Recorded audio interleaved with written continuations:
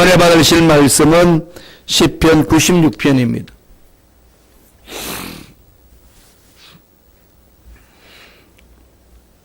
시편 96편 1절로 10절입니다.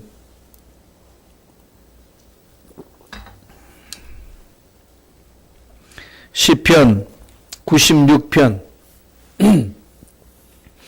1절로 10절까지 말씀 다 같이 한 목소리로 합독하시겠습니다. 새 노래로 야훼께 노래하라. 온 땅이여 야훼께 노래할지어다.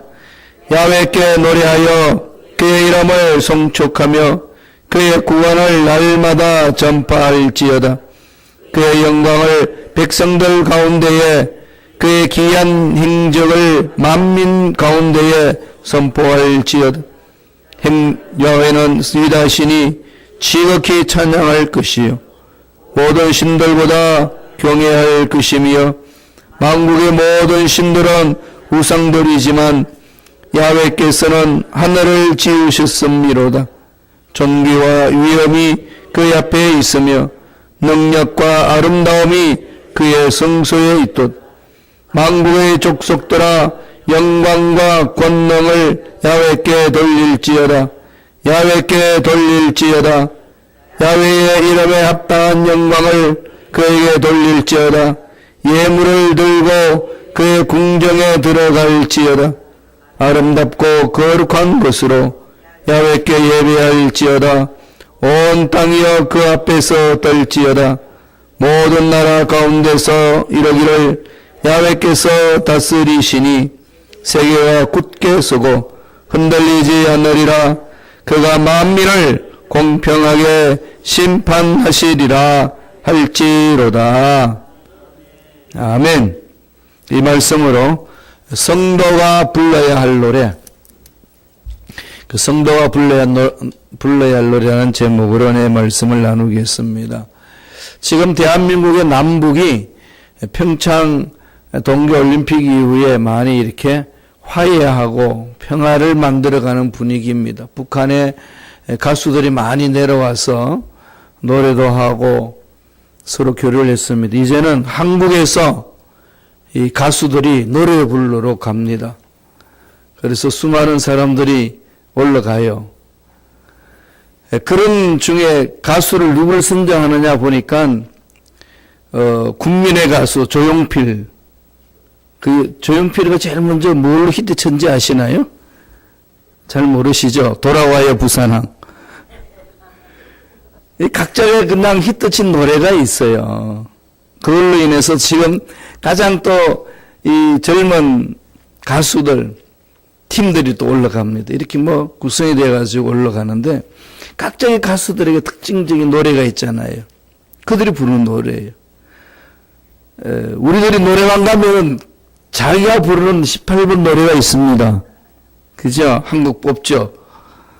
울고 넘는 박달자, 시래벌써. 이런 노래들이 각자 이렇게 가지고 있습니다. 그렇다면은 우리 성도들이 불러야 될 노래는 어떤 것들일까요? 성도들이 불러야 될 노래에 대해서 오늘 시편 기자가 읊조리고 있습니다. 이게 누가 기록했느냐 여러 가지 학설이 있어요. 학자들. 내용 전체를 보면 다윗이 노래 부른 것으로 되어 있습니다. 그런데 이제 또 하나는 바벨론 포로 이후에 성전을 재건하고 성전에 들어가서 하나님의 그 위엄을 찬양할 때에 그 후대의 사람들 개작한 것이 아니냐 이렇게 이야기하곤 합니다. 중요한 것은 성도들이 불러야 될 노래가 무엇인지를 오늘 시편을 통해서 말씀하고 있습니다. 다윗 생애는 참 하나님을 많이 찬양하는 삶이었어요. 그렇다고 늘 좋은 환경이냐? 아닙니다. 사울한테 쫓겨다니고 죽음의 위협에 처하고 너무나도 두려워서 블레셋으로 망명해가지고 골리앗을 죽였던 그 나라에 들어가가지고 망명을 하는데 미친 채 합니다. 알아보니까 저 골리앗을 죽인 옛날에 그 다윗이 아니냐, 우리를 염탐하러 왔다. 이렇게 하니까 다윗이 살아남기 위해서 미친 채 합니다. 정말 이루 말할 수 없는 수모를 당하고 다음에 모함을 받고 어려움을 겪곤 했습니다. 그런 중에 다윗은 입만 열면은 하나님을 찬양합니다. 어떻게 그럴 수 있을까요? 전능하신 하나님을 체험했기 때문에 그런 거죠. 아무리 문제가 많고 이런 환경이 있어도 전능하신 하나님을 만나고 보니까 문제는 문제가 아니로다. 이 고백이 다윗이 고백하는 내용입니다.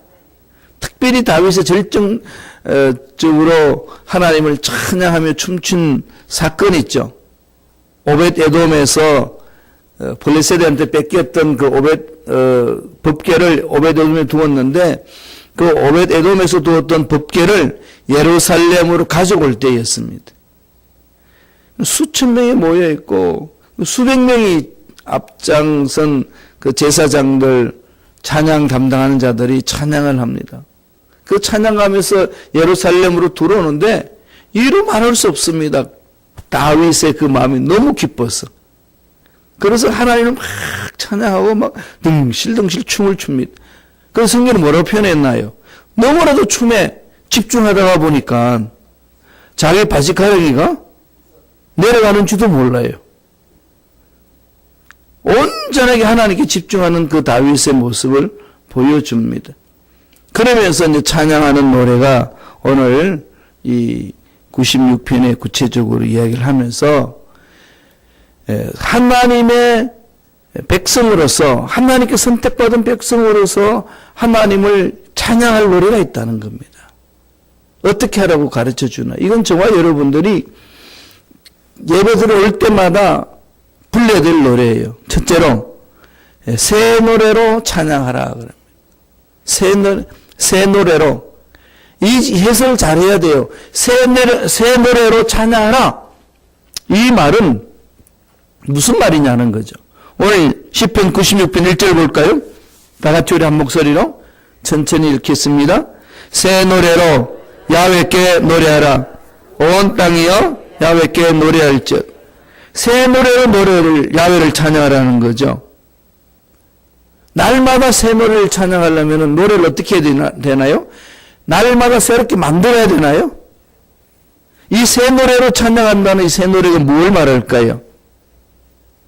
예수 그리스도를 믿어 죄사함을 받아서 옛 사람을 벗어버리고 새 사람을 입었으니까 새 사람을 입은 자들이 생명을 얻고 노래하는 것이 새 노래라는 겁니다. 그러니까 온전히 살려주신 하나님 은혜에 대해서 감격하여서 노래하는 게 새 노래라는 거죠. 우리가 지금 찬송 부르는 게요, 이게 몇백 년 전에 찬송가잖아요. 아시죠? 마틴 루터도 작곡한 것도 있고, 베토벤이 작곡한 것도 있고, 모차르트도 작곡한 거 있고, 다 그 이전의 모든 사람들입니다. 몇백 년 전의 노래를 지금도 불러요. 그러면 그 헛노래를 부르는 거잖아요. 그럼 찬송가 다 바꿔버려야 되나요? 새 노래로 찬양하라는 그 의미는 성서에서 말하는 것은 예수님이 나의 구세주가 되었고 예수리 나에서 우리는 새 생명을 얻었고 예수님이 인생을 책임져 주시기 때문에 하나님께서 우리 모든 우주 만물을 간섭하시고 다스리시고 우리 인생도 다스려 주시고 인도해 주십니다. 하나님이 책임져 주실 줄로 믿습니다. 하나님이 완전히 우리의 삶을 이끌어 주신다는, 마귀에 끌려갔던 삶이 아니라 완전 새 존재가 되어서 하나님을 찬양한다는 그 의미를 강조하고 있습니다. 그러니까 새 노래를 부를 수 있는 자격이 있는 자가 있습니다. 누굴까요? 예수를 믿는 자만이 새 노래를 부를 수 있습니다. 예수님이 나의 구세주고 예수님이 나의 생명을 주관하십니다라고 믿는 자들이 새 노래를 부른다는 거죠. 사도 바울이 그랬죠. 누구든지 그리스도 안에 있으면 새로운 피조물이라. 새로운 피조물이라고 그랬습니다. 이전 것은 지나갔으니 보라 새 것이 되었도다. 저와 여러분 새 것이 되었습니다. 믿습니까? 그걸 앞에 딱 써가지고 날마다 외치셔야 돼요. 너는 새 존재가 되었다. 주름살이 생기고 이빨이 흔들리고 머리카락이 빠지고 휘어져도 우리는 속사람은 날마다 새로워지는 거예요. 날마다 새로워지는 겁니다. 날마다 새로워지는 것은 늙지 않습니다. 영원한 생명을 가지기 때문에 늙지 않는 거죠. 그래서 저와 여러분들은 육체적으로 보면은 정말로 피부가 쪼글쪼글해지고 머리카락도 사라지고 휘어지고 힘도 없어지고 기력이 약한 것 같지만은 영원한 생명이 있어서 우리에게는 늘 소망이 있습니다. 그 소망을 가지고 찬양하는 것이 바로 새 노래다 이런 거죠. 새 마음으로 예수 안에서 나는 새 존재가 되었습니다. 고백하는 거죠. 그리고 예수님은, 하나님은, 성령님은 날마다 새롭게 우리를 만나 주십니다. 아침에 눈 딱 뜨자마자 이제는 똑같은 날 지겹게 또 시작되는 것이 되는 거냐가 아니라 오늘도 더 좋은 일들로 새롭게 만나 주실 줄로 믿습니다. 선포하는 거죠. 자꾸 그렇게 선포하시면서 움직이셔야 돼요. 그것은 그냥 나를 체면하는 게 아니고요. 긍정적으로 그냥 긍정심리학으로 된다 해서 된다는 의미가 아니라 하나님은 날마다 새롭기 때문에 그렇습니다. 날마다 우리가 새롭게 만나주시기 때문에 날마다 능력이 하나님을 새롭게 만나주신 하나님 앞에 신앙 고백하는 거죠. 나는 날마다 새롭다. 내 사업도 새롭고 직장도 새롭고 자녀도 새롭고 가정도 새로운 줄로 믿습니다. 자꾸 선포하면서 나아가는 겁니다. 네, 그러한 하나님의 위대하심을 오늘 이 시편 기자는 찬양하라는 겁니다. 마음이 얼마나 새로우냐, 정신이 얼마나 새롭냐는 것은 이 세상의 것들로 새로워질 수 없습니다. 이 세상의 것들은 가지는 순간부터 흥거가 되잖아요. 새로운 세차를 싹 뺐는데 빼고 나서 가다가 보니까 이것저것로 그냥 찌꺼기가 묻고 긁히기도 합니다. 조금 지나면은 이거 흥차가 돼요. 사는 순간부터 흔차지 않았습니까? 새 옷을 입는 것도 흔옷이 되는 거지요. 이 세상의 것들은 다 이렇게 사라지는 것들입니다. 그러나 하나님은 영원토록 동일하시기 때문에 사라지지가 않습니다. 그분은 날마다 새롭게 만나주시는 거죠. 여기 감격해서 부르는 노래가 바로 새 노래다. 그러니까 새 노래에 담겨있는 의미는 뭐가 있을까요? 하나님이 날마다 새롭다는 거죠. 그래서 나는 날마다 새로운 하나님을 만나기 때문에 나의 생각도 새롭고 나의 말도 새롭고 나의 삶도 새로워지는 줄로 믿습니다. 이 고백이 새 노래로 찬양한다는 겁니다. 그래서 새 노래로 야훼를 찬양하라. 2절 볼까요? 시편 96편 2절을 봅니다. 야훼께 노래하며 그의 이름을 송축하며 그의 구원을 날마다 전파하라. 그의 구원을 날마다 전파하라는 것은 하나님의 구원은 날마다 새롭게 우리를 덮으시우시니까. 구원의 의미는 두 가지잖아요. 죄로 인해서 죽었던 자를 살려내는 게 구원이고 또 하나는 뭐가 있죠?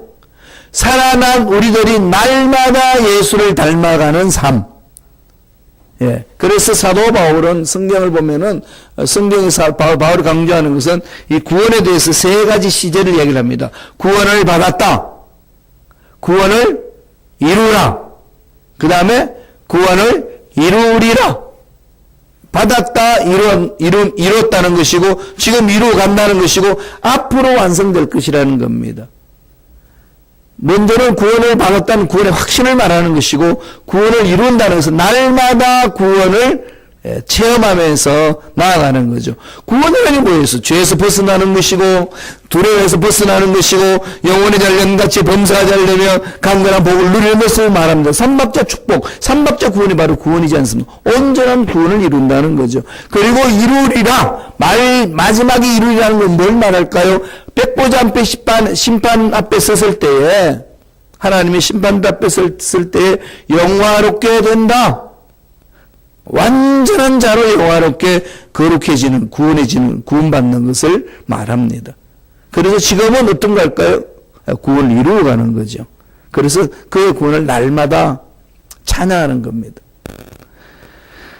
아까도 말씀드렸습니다만은 역대상을 보면은 다윗이 오벳에돔에서 법궤를 예루살렘으로 가져오게 할 때에 그가 찬양들 세워서 찬양하라는 노래가 있습니다.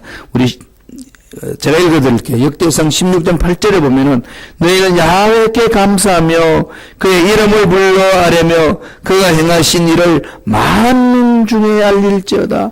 그가 행하신 일, 그건 뭔가요? 애굽에서 구출해 주셨고 광야를 그치게 하셨고 또 법궤도 빼앗겼나 했는데 오벳에돔에 있던 그 벗개를 예루살렘으로 가져오게 하신 하나님, 그 놀라운 세일을 우리는 찬양하지 않을 수 없다. 그렇게 고백하는 겁니다. 자기 삶을 돌아보세요. 오늘 이렇게 살게 하신 그것은 하나님의 생명이 있는 것이고 은혜가 있기 때문에, 하나님이 나를 향하신 계획이 있기 때문에 생명을 연장시켜 주신 줄로 믿습니다. 이것만 생각하면 감사한 거죠. 새 노래를 찬양하라. 바로 그 의미입니다. 두 번째, 어떻게 성도들은 찬양해야 될까요? 하나님께 영광을 돌려드려야 됩니다. 우리의 찬양의 대상은 야훼 하나님이지 않습니까? 그러니까 우리가 불러야 할 노래는 왕께 영광을 돌리라. 야훼 하나님께 영광을 돌리라. 온전히 하나님께만 올려드리는 그 영광을 말합니다. 사람한테 하는 것 아니죠. 모두가 하나님께 집중하는 겁니다. 그럼 예배 들어올 때 저와 여러분 어떻게 해야 될까요? 하나님을 찬양합니다. 하나님, 오늘도 새벽 예배 오게 하신 하나님 능력을 찬양합니다. 내 삶에 문제 있지만은 영광의 하나님께서 만져주심으로 해결을 시켜주시는 은혜가 있을 줄로 믿습니다. 우리 가정에 좋은 일들이 하나님의 은혜 안에서 일어날 줄로 믿습니다. 하나님이 주인이시기 때문에 그렇게 반드시 해주실 줄로 믿습니다. 이런 것을 이렇게 기도하면서 높이는 거죠. 5절 볼까요? 시편 96편 5절입니다. 다 같이 우리 한 목소리 읽겠습니다. 만군의 모든 신들은 우상들이지만 야훼께서는 하늘을 지으셨습니로다. 만국의 모든 신들은 우상들이다. 하나님께서는 하늘을 지으셨다. 이 말은 우상이라는 말이 히브리 말로 아무것도 아니다. nothing 이 말입니다. 아무것도 아니다. 모든 만국의 모든 신들은 우상들이다. 이 말은 아무것도 아니다. 아무 힘도 못 된다. 우리는 어떻게 살릴 수 있고 죽일 수 있는 것 아니다. 그렇게 시편은 지금 강조하는 거죠. 그러니까 이 세상에 있는 것들로 인해서 우리 생명이 되는 것이 아니라는 겁니다. 이렇게 흔들리고 저렇게 흔들리고 좌지우지 되는 것이 아니라는 것이 시편 기자는 정확하게 이야기를 합니다. 하늘에서는 뭐 하는 거죠? 야훼께서 하나님을 찬양하는 그 모든 것들이 모여서 찬양한다는 겁니다. 그러면서 5절은 뭐라고 그럽니까? 야훼께서는 하늘을 지으셨음이로다.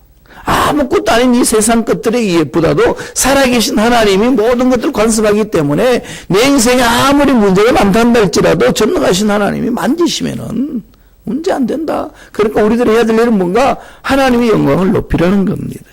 지극히 경외할 분은 하나님뿐이라고, 다른 것이 없다라고 시편은 강조를 합니다. 이 부분은 나중에 신약 성경의 사도 바울이 이 말씀을 재해석을 합니다.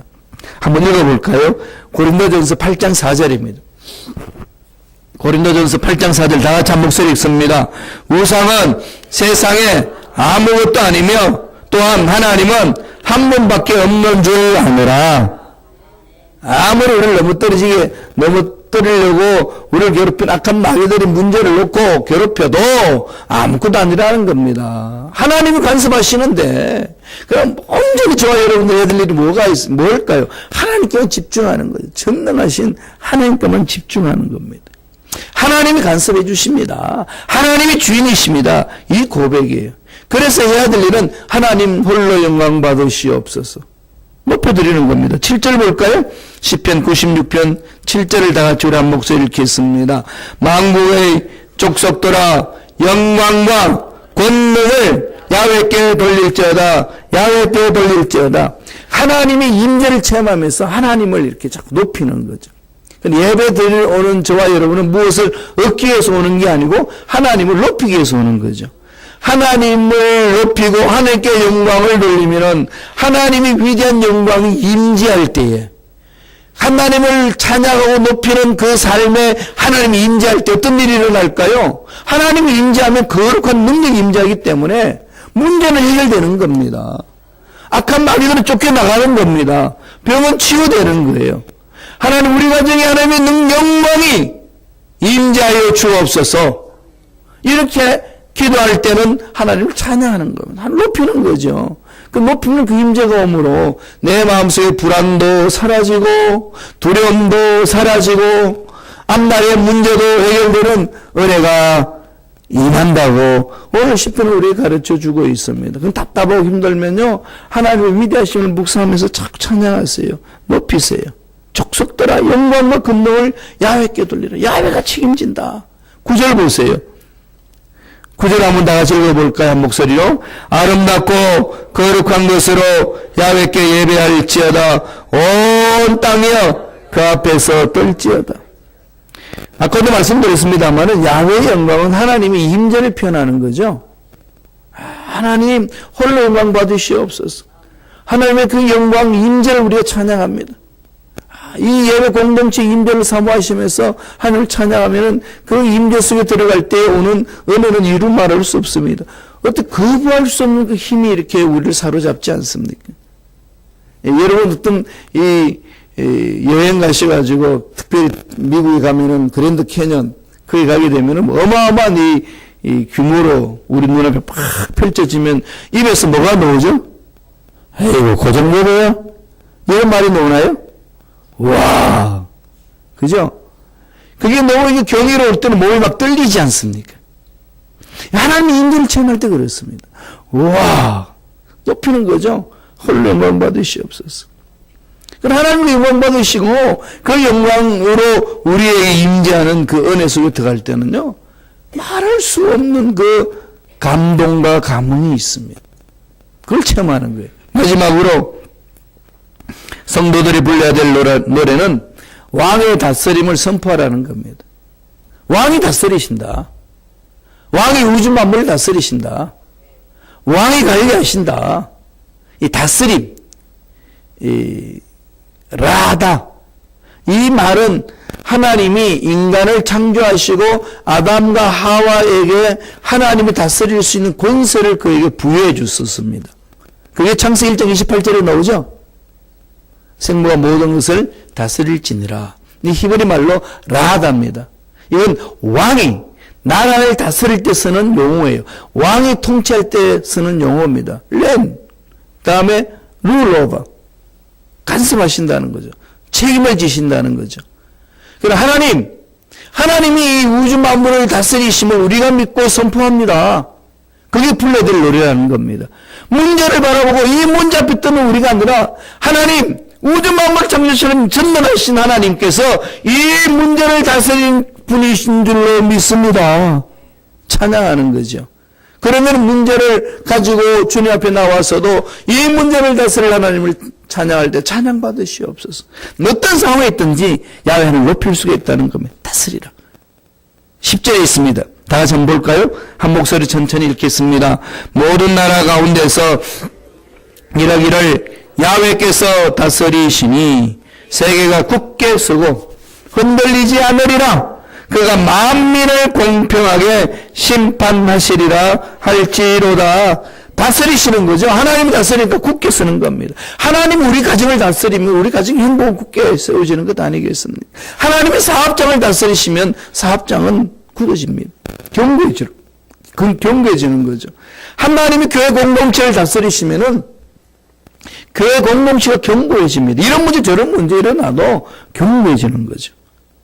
열국을 다스리시는 하나님이 우리의 찬양 속에 임재하기를 원하십니다. 그래서 찬양 중에 하나님을 만나는 것이 아니겠습니까? 지금 시편은 그렇게 하나님을 위대하심을 찬양하면서 선포하게 합니다. 하나님이 주인이시다. 왜 문제 앞에 뜨느냐? 왜 답답하다고 속상해가지고 주저앉고 있느냐? 문제보다도 크신 하나님이 너를 지켜보시고 모든 걸 다스리기를 원하고 계신다. 10절 딱 결론을 내리죠. 그런 중에서 우리가 하나 놓치지 말아야 될 것은 그가 만민을 공평하게 심판하시리라. 사실 지금 세상에 살면서 선하게 살고 한 말씀대로 살다가 보면은 손해보는 것이 얼마나 많습니까? 꼭 바보처럼 되는 것, 바보같이 되는 것, 뭐 이런 걸 느낄 때 있지 않나요? 그러니까 막 선으로 암흑이라 말씀은 그렇게 하고 있는데 오히려 악이 더 강한 것 같고, 이런 부조리한 세상을 바라보면은 하나님이 공평하게 심판하신다. 이게 참 마음에 와닿지 않을 수 있습니다. 그러나 그럼에도 불구하고 하나님은 이미 우주 만물을 가슴에 품으시고 돌리시고 계시거든. 그리고 심판날에는 정말로 공평하게 해결하신다는 겁니다. 우리는 이 하나님을 기다리는 거죠. 주님 오심을 다시 기다리는 것 아니겠습니까? 그러니까 마지막 날에 하나님 심판하시는데 공평하게 하신다니까 우리 한들이 다 풀어진다는 겁니다. 심판들 기다리는데 우리는 기쁨으로 기다립니다. 왜 그럴까요? 지금 여기서 만나보셨으니까. 지금 여기서 하나님의 사랑 안에서 그분을 만나고 그분의 사랑을 체험하셨으니까 그분이 이 세상의 심판을 공평하게 오시는 그 심판날에는 두려운 날이 아니고 무슨 날일까요? 행복의 날이고 기쁨의 날 아니겠습니까? 육체적으로 죽는 날은 바로 그런 날입니다. 여러분, 우리의 성도의 죽음은 그런 의미가 있습니다. 그러면 저와 여러분이 죽는 날은 무슨 날이라고요? 절망하는 날이 아니고 기쁜 날이에요. 이게 그냥 가슴에 와닿지가 않아요. 그죠? 날마다 생각해 보세요. 성서는 늘 그것을 강조합니다. 그래서 성도의 죽음은 귀한 거다. 예수님이 다시 오시는 그 날은 귀한 거죠. 하나님의 사랑을 체험한 자들이기 때문에 그렇습니다. 그러니까 저와 여러분이 이미 죽음을 극복한 자들입니다. 그럼 죽음 앞에서 담대한 자들 누가 건드릴 수 있을까요? 막을 자가 없습니다. 그렇기 때문에 세상에 어떤 문제가 있어도 이겨낼 수가 있고 일어설 수가 있고 절망을 파헤쳐나가서 희망을 안고 승리하는 맛을, 은혜를, 열매를 맛볼 줄로 믿습니다. 성서는 지금 그걸 강조하는 거죠.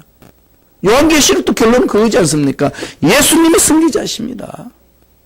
아무리 악한 것들이 세상을 괴롭히고 우리를 괴롭히고 넘어지게 한달지라도 마침내 예수님은 승리자가 되십니다. 딱 결론 내려주는 겁니다. 그러므로 이미 저와 여러분들은 승리를 확보했기 때문에 입만 열매 성도들이 불러들 노래가 뭘까요? 새 노래로 부르고 하나님이 이난을 다스림을 부르고 하나님이 영광스럽게 임재하심을 노래로 불러야 된다는 겁니다. 이게 저와 여러분들이 불러야 될 노래입니다. 이 노래를 부르시면서 험악한 이 세상에서 정말로 멋지고 힘있고 행복하게 기쁘게 즐겁게 생활하시는 저와 여러분 되길 간절히 축원합니다. 기도하겠습니다. 하나님 아버지 감사와 찬양을 드립니다. 이미 우리는 예수 안에서 승리한 줄로 믿습니다.